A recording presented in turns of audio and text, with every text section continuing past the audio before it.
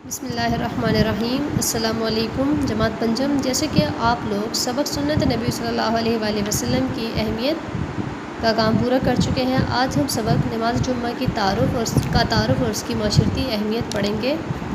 اس کے لیے آپ لوگ کھول لیں کتاب کا صفحہ نمبر ہے 20۔ اس سبق میں آپ کو نماز جمعہ کے بارے میں بتایا جائے گا اور اس کی ہمارے معاشرے میں کیا اہمیت ہے وہ ہم پڑھیں گے۔ قرآن مجید میں جمعے کے دن کی نماز کے لیے خاص تیاری کا حکم دیا گیا ہے۔ جمعہ کا دن مسلمانوں کے لیے چھوٹی عید کے مترادف ہے۔ اس دن امام صاحب نماز سے پہلے خطبہ دیتے ہیں، جس میں مسلمانوں کو اچھے کاموں کی ترغیب اور مذہبی باتوں کی تعلیم دی جاتی ہے۔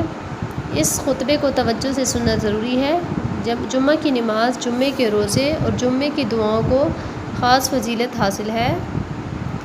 جمعہ کی نماز کا ایک اور فرق یہ ہے کہ اس دن ظہر کی نماز کے 4 رکعت فرض کے بجائے جمعہ کی 2 رکعت فرض ادا کی جاتی ہے۔ نماز جمعہ کے بارے میں ارشاد باری تعالیٰ ہے۔ ترجمہ: مومنو، جب جمعے کے دن کی نماز کے لیے اذان دی جائے تو اللہ کی یاد یعنی نماز کے لیے جلدی کرو اور خرید و فروخت ترک کر دو۔ اگر سمجھو تو یہ تمہارے حق میں بہتر ہے۔ پھر جب نماز ہو چکے تو اپنی اپنی راہ لو اور اللہ کا فضل تلاش کرو۔ اللہ کو بہت بہت یاد کرتے رہو تاکہ نجات پاؤ۔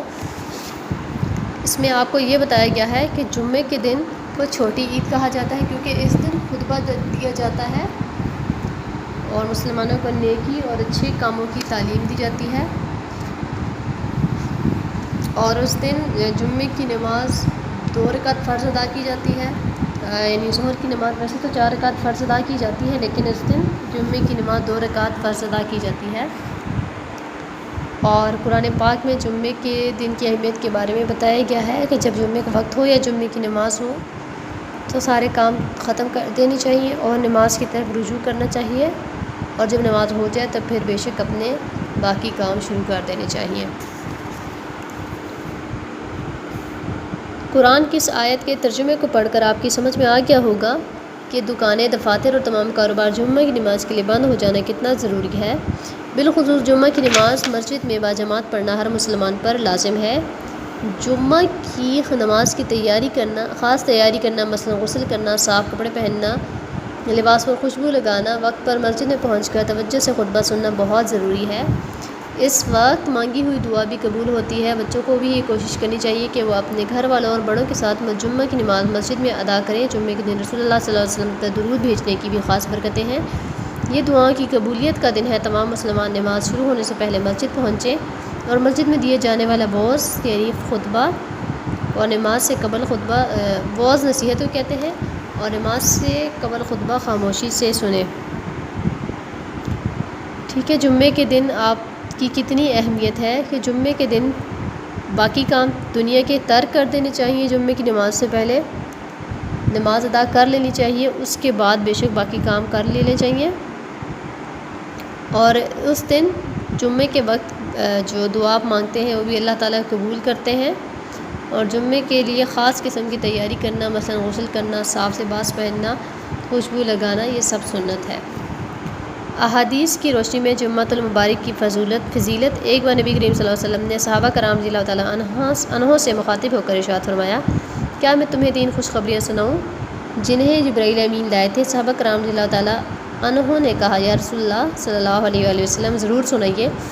نبی کریم صلی اللہ علیہ وآلہ وسلم نے ارشاد فرمایا، مجھے بشارت دی گئی ہے، یعنی خوشخبری دی گئی ہے کہ ہر جمعے میں اللہ تعالیٰ 70,000 جہنمیوں کو جہنم سے آزاد فرماتا ہے۔ تو یہ اللہ تعالیٰ کا اپنے بندوں پر کتنا احسان ہے کہ جمعے کے دن کی برکت کی وجہ سے 70,000 جہنمیوں کو جہنم سے آزاد کرتا ہے۔ پھر فرمایا، مجھے بشارت دی گئی ہے کہ ہر جمعے کو اللہ تعالیٰ میری امت پر 99 بار نظر رحمت فرماتا ہے۔ اس کا مطلب بخشش ہے۔ سبحان اللہ، یعنی اللہ تعالیٰ اپنے بندے پر اور اپنی امت پر کتنا زیادہ مہربان ہے۔ جمعہ کی رات جہنم سے آزادی اور مغفرت کی رات ہے۔ خوشخبری ہے اس کے لیے جو اس وقت مصروف عبادت، اور خرابی ہے اس کے لیے جو عمل خیر سے غفلت برتتا ہے۔ جمعے کی رات یعنی شب جمعہ میں اللہ تعالیٰ کی عبادت مصروف ہونا چاہیے، اور یہ رات مغفرت اور جہنم سے آزادی کی ہے۔